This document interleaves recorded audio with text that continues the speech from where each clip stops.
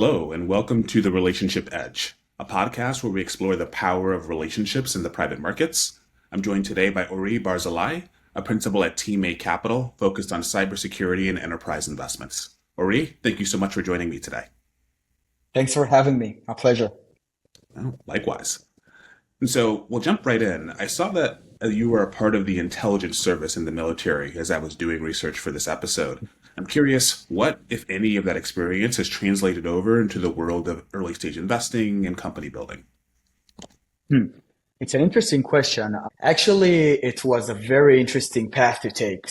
I was in the special forces within the intelligence department, and specifically, I was a team leader, a product manager, and an officer in the technology part of that special forces unit. And that, I gained a lot of experience of developing new projects, new technology projects, and new products on the innovation side in order to solve operational problems.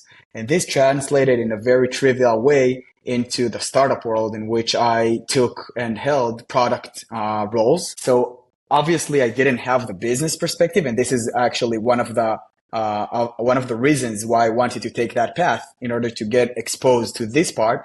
But the whole product and project roles, it was a very, very good infrastructure to have. Yeah, I can imagine.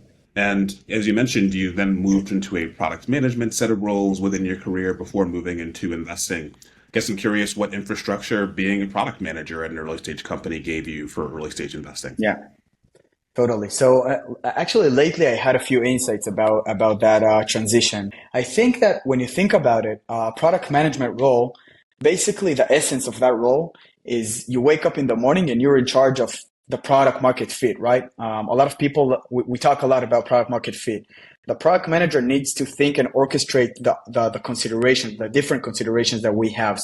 Building the right product, the right technology, delivering it to the right market in the right timing throughout the right go-to-market, right? Strategy. And when you think about it even deeper, an early stage investor, this is kind of what we're trying to do. We're trying to predict with no data because we're in early stages. So we don't have historical data. We don't have business traction. What we're trying to do is predict this product market fit. So I think the fact that I came from product roles and now I'm an early stage investor, this is like a very, very, let's say, again, a trivial transition and something that I leverage today. No, that makes a bunch of sense to me. And it actually dovetails in that a lot of this podcast is about the power of relationships and the power of people, which I imagine you lean on when you don't have much signal as to, the product market fit into the future.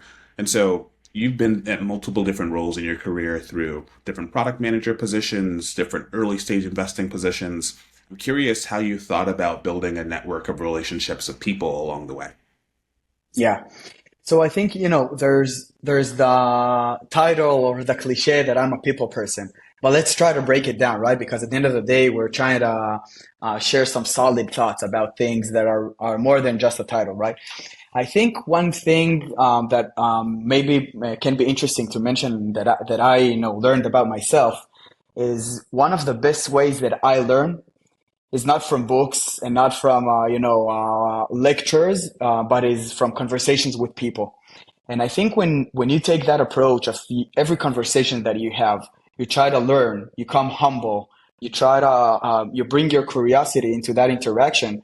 This creates kind of a very unique relationship because people like when they get asked questions and when they feel like they're listened.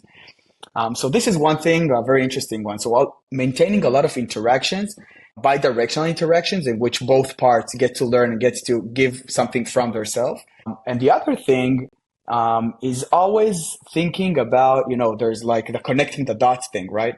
So you never know when a relationship will help you in the future. So this is like kind of my approach in which I'm building a network for 10 years now that my approach is always give 100%. And sometimes, it's like it can be 10 p.m. in the evening and you're like tired and you have now a call that, it's something that you're going to invest in.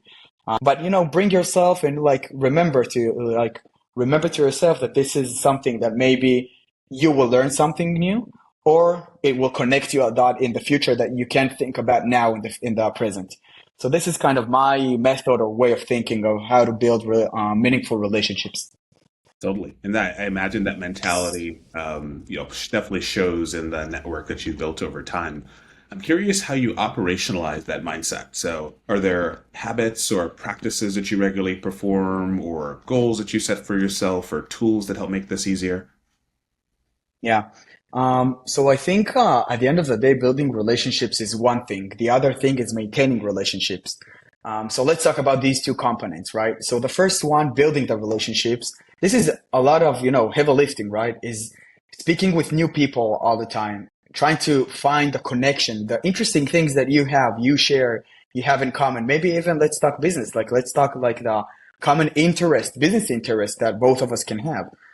So this is kind of building a relationship with um, inserting into that relationship something solid that you can both talk, interact in that context. The second one is having these cadence. It doesn't have to be like, structure cadence, but always keeping in mind maintaining the relationships, even if it's a strategic relationship, even if it's someone that you just like from the ecosystem, right?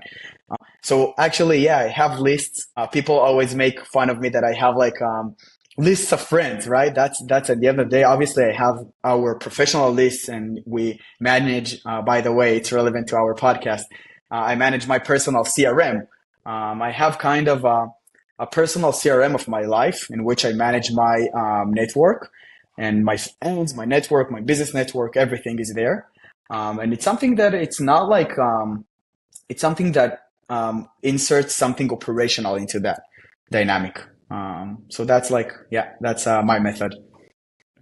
Makes complete sense. And yeah, we're all kind of limited by what our brains are able to recall. And so we kind of think of Totally. systems like ours as how do you expand Dunbar's number, right? And allow people to maintain a broader universe of relationships for sure. Yeah.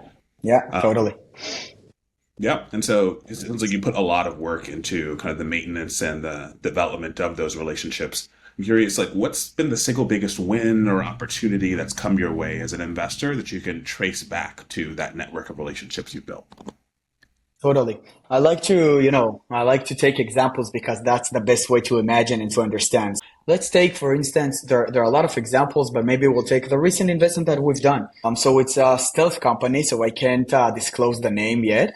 But let's talk about the dynamics. So our recent investment here at Team8 was in the DevOps space, specifically in the observability space. And this is a very interesting example because the team that consists of three co-founders, I maintained relationships going back like 1.5 years. So this was a seed stage. So basically, a lot of seed stages deals are being sourced like 1 month before the deal is closed.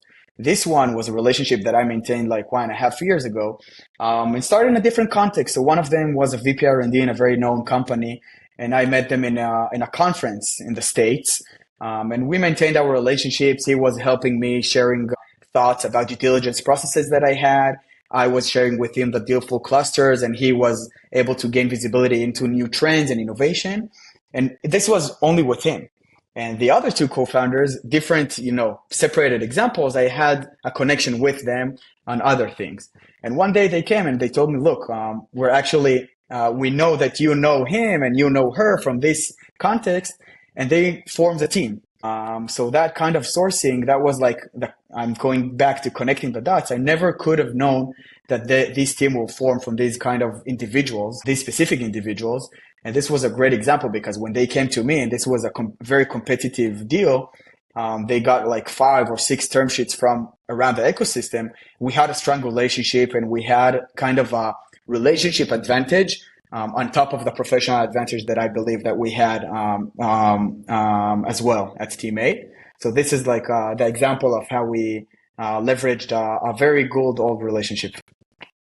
You just took the title of the podcast in action. The relationship edge helped you in that case for sure. Totally. That's cool. I didn't even think about it. You see, it's a good match. Right? No, totally. That's awesome. Um, and actually, I'd be curious of the broader set of the deals that you see. How many of those tend to come from relationships you have or that the firm's built collectively? Yeah. So I'll share with you my philosophy about that being an investor. So I believe not only as an investor, I believe that good things in life don't come to you. So good opportunities you need to seek, and you need to find them.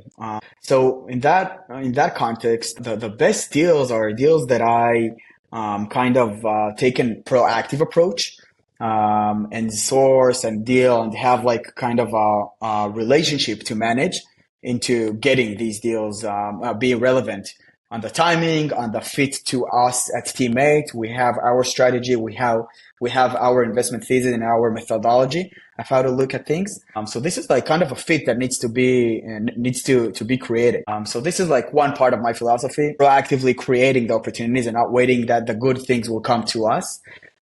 I think that the other thing is is the opposite, is knowing how to be opportunistic. This is like the complementary part.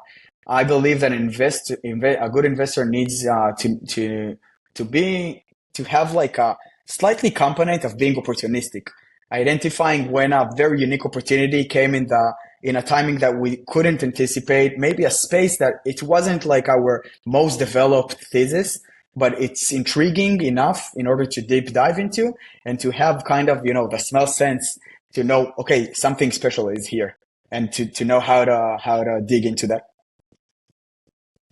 That makes complete sense. It's that opportunity, or the opportunities that come to you don't always fall into this unique or like this very clear bucket. But at the same time, you want to make sure you're taking advantage of the great people and kind of the great opportunities that do flow your way. I can totally understand Totally. that.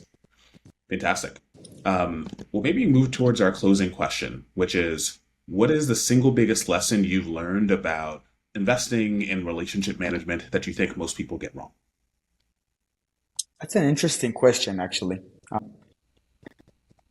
The investment world is the VC world in general is a lot of times tend to be hype driven. There's a lot of cycles, and I think it's an interesting thing to tackle and a little bit explain about that, because the hype cycle has a solid component in it, right? The economy has cycles, right? The market has its own prices that ranges. And I think that's like the solid or the legit component in terms of it's okay to have a slight component that is related to that market trends. I think the other part is that sometimes you see VCs trending over these hypes, these cycles too much, and forgetting what is the solid thesis, what is the solid belief, what is the solid price that our strategy relays on. And I think this is part of the lesson that I've learned here at Team8. We're a very thesis-driven VC. So not only in terms of thesis, but we're really disciplined with our strategy. So we have a very clear strategy. We have three main verticals in which we're concentrated on. So fintech, digital health, and enterprise. That basically enterprise on the VC side is a little bit broader. So it's data, cyber, AI, and cloud infrastructure. But we're trying to be very disciplined both on the thesis, the domain, and the market fit that we talked about earlier. The price, to be competitive, obviously, but to be aware of what our ranges are, and the teams. So this is kind of a very strong lesson as a VC to hold this tension. On one side, opportunistic and being kind of aware to the market trends, to the cycle, to the market dynamics. On the other hand, being disciplined. You can't have only one. You can't be too much here and too much here. But this, like having this combination, this is like a big lesson that I learned here.